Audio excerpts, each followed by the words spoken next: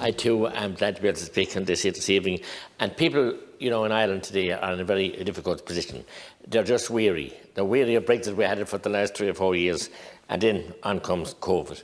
And now we have seen the ineptitude, really, of our government in dealing with COVID, the ineptitude of the HSE, who weren't able to cope any winter in the last number of winters, despite getting €1 billion each year extra thrown in for good measure to expand our system. And now we see that we're unable to deal with COVID. And I have to wonder, is it a plan? Is it all left there to plan to just let the people, let them eat cake? Mention has been made about solidarity from Europe. I wonder, where is the solidarity? We have all these statements from Boris Johnson and Michael Gove and indeed Michel Barnier and many others.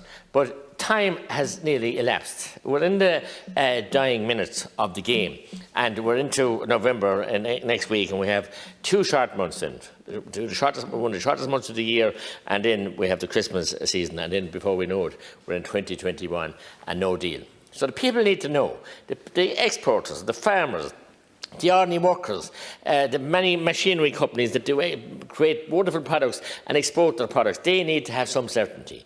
The people in the truckers, what is going to happen? Are there going to be 10-hour delays at ports? Is there going to be custom checks or whatever? The game is just too serious now, and the stakes are too high for all these small business people and the people they employ. We know of all the milk and all the other exports that go up and down from Northern Ireland across an invisible border now, thankfully, that shouldn't be there. But the border is there, unfortunately, and we have to deal with it. And we can't just be hiding from it and running away from it. I don't know how long ago it was since now Tánaiste Varadkar didn't Taoiseach come back with a game stopper, with a game changer. At backstop, sorry, the backstop was, everything was fine. It was like the Alps Mountains that was protecting us, but that's all gone, and the sands have shifted. So we need solidarity now from our European partners more than ever. They should be able to give it to us. We have been, after all, the best buys in the class in Europe. Even though Taoiseach Martin came home from the most recent summit, where we had, where we're going to be the 4th highest net contributor now to the EU, and he thought it was a good deal. Even though we weren't cleaned out. We were cleaned out in the so-called bailout after we bailed out the banks here. They charged us the highest interest rates they could do, 6%. We get money from the IMF at the time for 2.9%. So where is the solidarity? That's what I'm asking.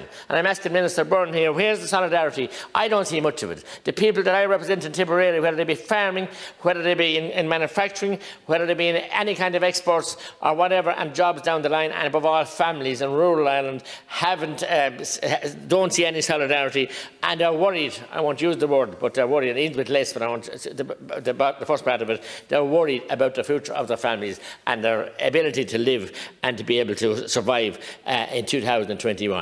That's just with Brexit. And then we have COVID. Where is the solidarity there?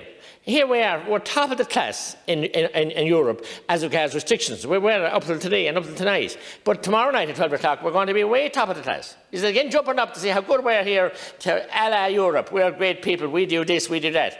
We're the 4th highest, the least highest of numbers of cases, even though there's no transparency around the cases, the PCR tests. Other people have mentioned tests here that should be done, but won't be done. What are the HSE protecting? Why won't it take some of the other people who have come forward with tests at a minuscule cost of 10, 20 and 30 euro a head?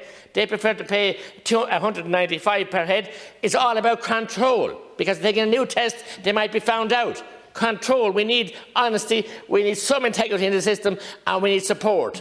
And we need to get the blindfolding off the people's eyes and come out and be honest and live with the people. Because the numbers of deaths, thankfully, in Ireland are less this year than they were in 19, and they were in 18, they were in 17, and they were in 15. And that kind of one death is one too many. And why can't the people wake up and see this and tear the answers out of you, Minister, if you won't give them? Tear them out of you, because you won't give them, because it's all controlled, and the media is well controlled. And now we're going to talk about restrictions tomorrow night, guard the fines, to crucify our people, to really perish our people. When we're commemorating this anniversary of the death of Sean Tracy, and 2 of the Wild brothers that were murdered in Bantry by Crown forces last Sunday, 100 years ago.